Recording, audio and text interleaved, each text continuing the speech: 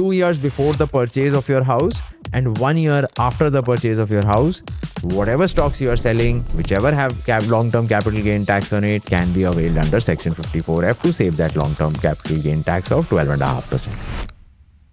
Today, he's here to talk about a tax saving benefit and instrument that is especially relevant for corporate employees. How many houses can I buy, or how many houses should I have? How can you use it? What are the benefits of it? What are some case studies? What are some edge cases? People don't have complete understanding of what can be claimed and like what is capital gain. And so I'm going to ask him some of my stupid questions. And So it then falls under Section 54 and not 54F. Sahi jawab. That was a trick question. This channel is brought to you by the 01 Media Network by Zerodha. With their support, I'll be helping you spend your money wisely.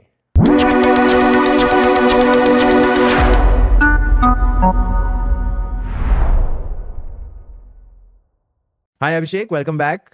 For those of you who recognize Abhishek, he's actually been on the channel before. He came for the car leasing video where he walked us through all the different scenarios where car leasing from an employer makes sense and how should you think about it. Today, he's here to talk about a tax saving benefit and instrument that is especially relevant for corporate employees like us. Abhishek and I both work in jobs. And so this is a tool that we have used in the past, which we think a lot of people don't know about. I was surprised as to how many people in my workplace haven't used this. It's Section 54F. What is Section 54F? In today's video, we'll go deeper into what is Section 54F, why was it introduced, how can you use it, what are the benefits of it, what are some case studies, what are some edge cases, and how should you think about it, and why should you think about it, right? So Abhishek is also a CA. And so he's used it in the past. And so I'm going to ask him some of my stupid questions and hopefully you all find value in it and start using Section 54F. Welcome back, Abhishek. Thanks, Pranay. Thanks for inviting me again. I was pretty excited after the first video that I've read few of the comments and like people were finding it really useful. So it got me excited.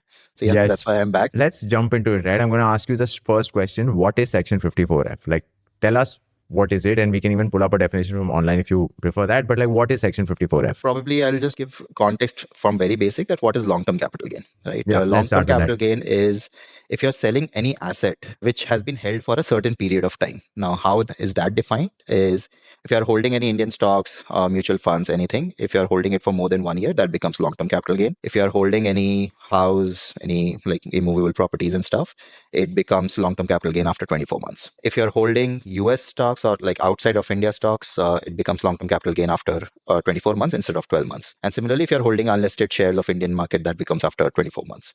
This is the basic concept of long-term capital gain.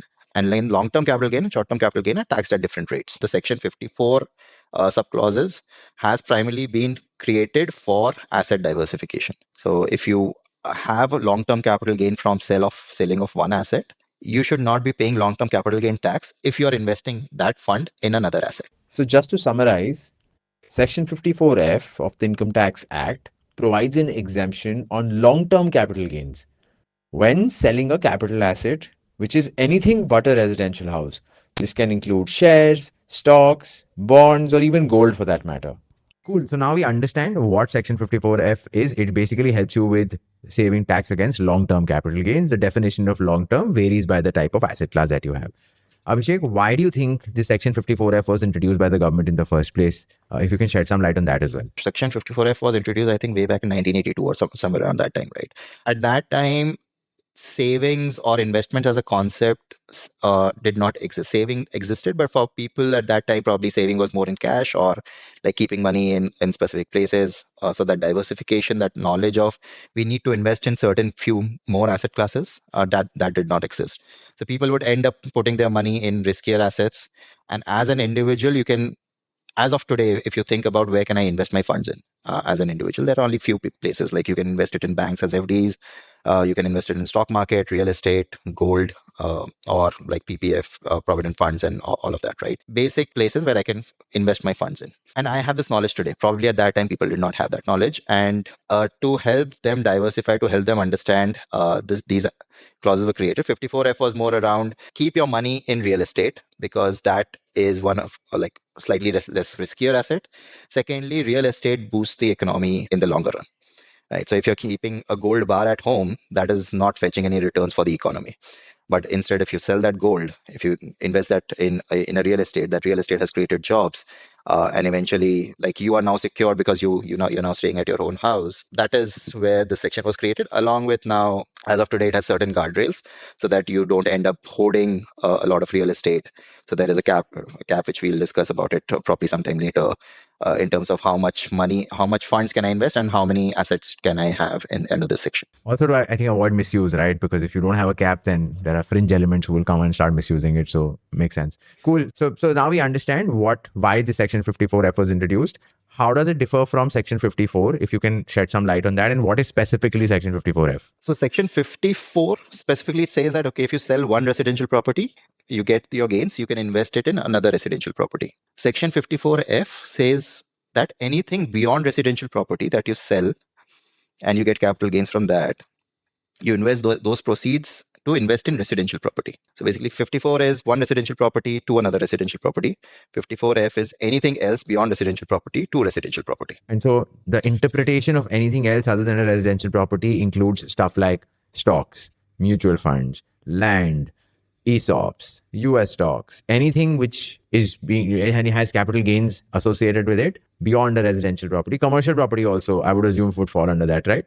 All of that comes under 54F. So if you are selling any of these things that we just listed, then this video is relevant for you. Let's talk about what are the benefits of this and why should the viewers care about this? Long-term capital gain in today's world without indexation is charged at 12.5% tax rate. Now, that is the benefit that primarily you're going to get, which is that 12.5% tax you can save by investing those funds in like a newer real estate investment. Secondly, it helps also in diversification. So today, let's say if you don't have a house property, it helps you diversify your asset classes into a house property, which is then treated as a safer investment. You have a place to go back to and all of that. Yeah. So basically, the biggest is tax savings. 12.5%, 12.5% tax आपका बचेगा if you just use this on the capital gain tax, which is huge because you're buying a house. So it can be sizable.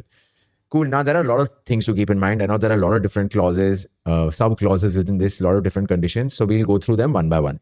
I'm going to ask you and then you can help answer those. The first one, what is the timeline? How does the timeline look like? If you are buying a house, how much before and how much after can you sell your stocks? Let's take this example for stocks in order to be eligible for Section 54F. From this time you have received capital gain, which is the asset class that you have sold, you can buy the residential property at least either 1 year before, or you can buy that residential property 2 years after recognizing that capital gain tax. This is for a purchase clause. That is, you already have a house, you're directly going to the builder and buying that house. The other is if you're constructing your own house, this before clause is not there.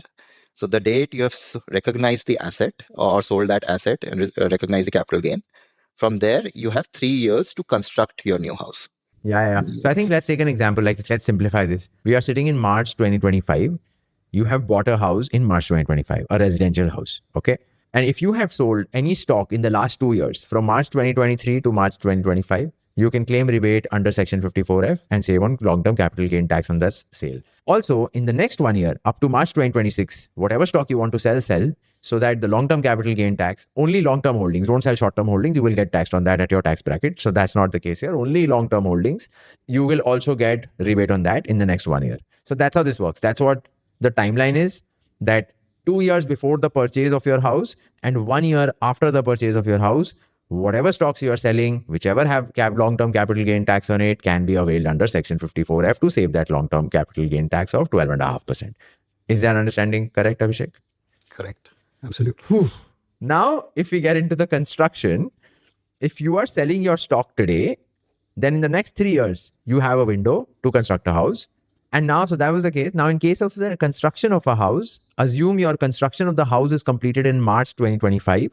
Then in the last 3 years, whatever stock you have sold, which had long-term capital gain tax on it, can be availed under Section 54F and you can save on that tax. Okay, so that was the first one. Abhishek, is there an upper cap on this? How much can you avail? So you have to invest the entire proceeds.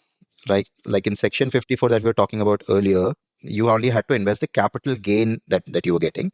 In case of 54F, you have to invest the entire proceeds. So if there was a share that, or a bunch of share that I bought for 10 lakhs, I sold it for, let's say, 1 CR, right? Having a capital gain of 90 lakhs, I have to invest the entire 1 CR to be able to claim, first of all, the entire benefit. Otherwise, only proportionate benefit will apply. That's one. Second is the max benefit that I'm going to get is the cost of the house. So even if my capital gain is, like in the same example, my capital gain was 90 lakhs. I had to invest 1 CR, but my house itself is only for 50 lakhs.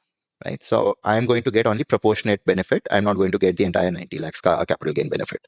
So basically, I'll get only 50% of that 45 lakhs, and 45 lakhs will be taxed on capital gain. The third thing, which was recently introduced, I think last year it was introduced to avoid like bigger investments and all of that, is a 10 CR cap. 10 crore cap has been deployed, where the house that you're buying should not be more than 10 crores. If it is more than 10 crores, only up till 10 crores will be benefited. So if you're getting a capital gain of, let's say, 14 crores, right? You're investing in a house which is of 20 crores. So only 10 crores out of that 14 crores you can invest, or you can get capital gain benefit out of that. You can definitely invest, but the capital gain tax benefit, you're only going to get up till 10 crores of the value of the house. Yeah.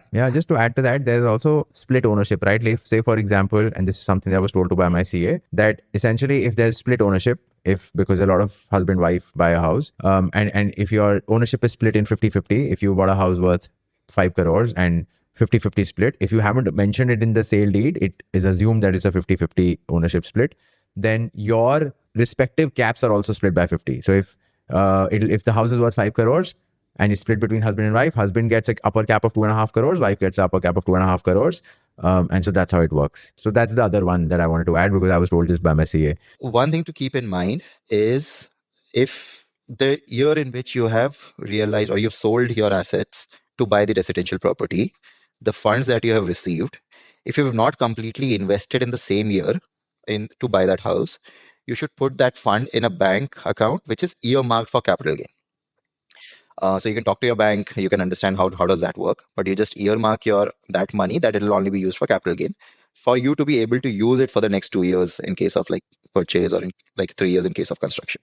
Yeah, it's called sorry to interrupt, it's called a capital gain account essentially, from what I understood. And I didn't use it because I actually ended up buying the house within the same time frame. But I think it's a pretty simple process. Like, you just tell the bank that, and they tag it as a capital gain account so that they don't charge you interest on it. They don't deduct TDS on it. They don't do any of that stuff, I think. And that's why they just want to tag it as a capital gain account so that the government knows that this money is going to be used towards capital gains in the future. So yeah, make sure that you do that. Capital gain account is not a very cumbersome process. Talk to your bank and it should be pretty straightforward. I know people have been confused about is, how many houses can I buy, or how many houses should I have? The day when you are taking this benefit, or you're buying the new house, you should not have more than one house already. So basically, this should be your maximum second house, right? So it can be your first house or your second house. Not if you're taking it on the third house of ownership, as of that date, it won't be allowed. So the max cap is on 2 houses. And even within that, like, say if you have joint ownership of multiple residential houses, even that counts. Correct. Any kind of ownership in any house. So if you have joint ownership with your dad in your ancestral house on paper, then that is counted as one house. Just laying it out there. Yeah. And probably the last thing is that you cannot buy. So once you've taken this benefit in 1 year for one of the houses, you cannot buy another house during a certain time period, which is again like the date when you have sold that asset. From that up until next 2 years, in case you're purchasing a house, or in case of next 3 years, if you're constructing a house, you cannot buy another residential property. So Yeah. while you've taken this one, you cannot buy another one. Otherwise, the benefit that you've received out of this will be reversed, and like you'll have to ultimately pay taxes. Yeah. Sounds good. Another one is that both individuals like ourselves or HUFs, if you have an HUF with your family, both can avail capital gain tax under Section 54F. So that's the other one I wanted to add. Cool. I think we are pretty much done by covering this. I'm going to do a little rapid fire, Abhishek. Okay. The rapid fire is going to be that here is the asset class I'm selling. Am I allowed to club it under Section 54F or not? I will say the asset class and you will say yes or no. Yes means that you can club it under Section 54F or Section 54, and no means that you cannot. Right? Sure. So let's do this rapid fire. Number one, selling a plot or a land. I bought plot outside the city. It has gone up like crazy. Can I sell that and buy Yes. my new residential house and claim capital gain tax under Section 54F? Yes or no? Yes. Amazing. Next, selling my Esops. I work at a multinational corporation, Microsoft. In Microsoft, I have received amazing stock over the last so many years. I have a lot of money. I want to sell it and I want to buy a residential house. Can I claim under 54F or can I not? Yes. Yes. Third, Esops. I work at a startup. My startup has done a recent buyback. Let's make it real. PhonePe. I work at Flipkart. PhonePe has recently given me a lot of money. Should I use Section 54F? Can I use it to buy a house? Can I not use it to buy a house? Yes. Yes. Last, farmhouses. I have a big farmhouse. Can I sell that farmhouse and buy residential house for myself? Yes or no? I think it will be under 54. Something needs to be checked, but farmhouse is treated as a house property, so Yeah. it then falls under section 54 and not 54F. Sahi jawab. That was a trick question. But yes, you can club section 54 and section 54F together also for the purchase of the same house. Correct. That's the last parting thought I wanted to leave you on. So if, say, for example, you're selling your first house and you're buying a second house, and to fund the second house, you're also selling some mutual funds or stocks, then in the purchase of the second house, provided you meet all of the different conditions, you can claim section 54 and section 54F together in that financial year. So that brings us to the end of this video. I think we've covered a few different nuances and use cases around section 54 and section 54F. Hope this helps you all. If there are any specific questions that you have, please leave them in the comments below. Abhishek, any last parting thoughts before we let you go? Anything that you think we missed or not covered? No, I think like this is a great clause to take benefit from in case you have assets and you really want to get into residential property. You don't already have one. You want to buy your first residential property. So there are benefits definitely that you can avail of this. But one thing that I would still recommend is do consult your CA whenever you're doing such things, because this is like a pure play disclaimer that this is what my understanding or what probably Pranay's understanding of this clause and whatever we've read through. But whenever you are actually using it, do consult your CA before filing a return, because there are specific places where certain data has to be published so that you can use it wisely. Yes, please consult your CA. We are not CAs. Abhishek is a CA. I'm not a CA. I'm not a practicing CA, so that's but why he's not a consult practicing CA chartered also. accountant. Consult somebody who's doing this day in and day out. But yeah, thank you and hope you found this helpful. Drop some love to Abhishek. He's come here for the second time in the comment section. And fun fact, Abhishek's also bought a new car. If you remember the last video, he was planning to buy a Tata Curve. Abhishek, you want to share which car have you bought instead of the Tata Curve? Sure, Pranay. So I have booked a Mahindra XEV 9e instead of the Tata Curve. Couple of things. One, because it is a born electric, there are benefits, and I've drove both the cars, so there are benefits of having a born electric because the car is very well balanced and you can take the full advantage of being an all electric car. And secondly, I test drove multiple other cars. I even test drove a BMW, but still found XEV to be much better. And yeah, of course, like be Indian, buy Indian applies for Mahindra as well. So I'm XEV excited. Congratulations on that purchase. It's still not there yet, but we look forward to seeing and hearing more about your experience with the Mahindra when it comes. Sure. Thanks, Pranay. Thanks for inviting Thank me. you. Thank you.